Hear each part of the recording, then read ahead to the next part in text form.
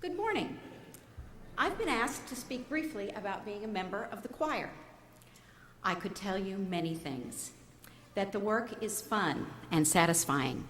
That the fellowship and caring of choir members for one another is incredibly meaningful. Or even that the choir socials include cookies and muffins that are absolutely luscious. But it is so much more than that.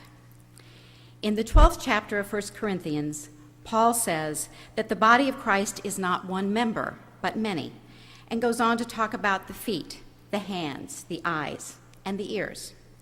This is echoed in a lovely poem by Teresa of Avila that begins, "Christ has no body but yours, no hands, no feet on earth but yours."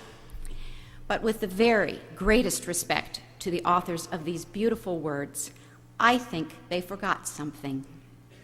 To these words I would add, no song but ours. This is how we, as members of the choir, are honored to serve. This morning we are singing spirituals. We've experienced the community of going down to the river to pray, felt the grief of a motherless child, shared the good news, and affirmed God as the rock and foundation of our faith. On Sunday mornings to come, we may hear the intricacy of Bach, the soothing sound of Mendelssohn, or the sweet contemporary melodies of John Rutter. For me, and I think for most of us here, it is a joy and a privilege to participate in the worship of God in this way.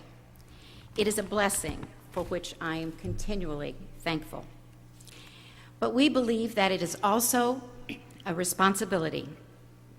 Since the earliest days of Second Presbyterian Church, the arts have been a part of the church's worship. Second Church was the first in Indianapolis to establish a choir led by Charles Beecher, the Reverend Henry Ward Beecher's brother. A commitment to excellent music and fine arts has continued as part of Second's approach to spiritual life throughout its history.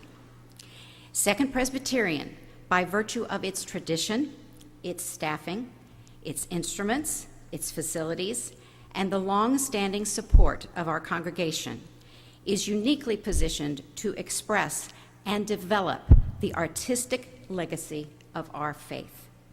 We are particularly grateful for Second's Music and Fine Arts Endowment Fund, which provides funding for special music like we are sharing this morning. At Second Presbyterian Church, we have a responsibility not only to preserve and honor this musical legacy, but also to continue to energize it, to respond to the needs of our congregation and our community with our very, very best, to present the great sacred classical works not in the concert hall, but in the worship setting for which they were composed, to share in singing hymns with the congregation, to strive always for excellence, and to bring modern energy to our worship tradition.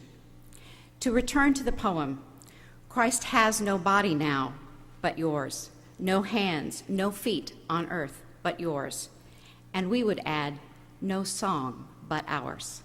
Thank you.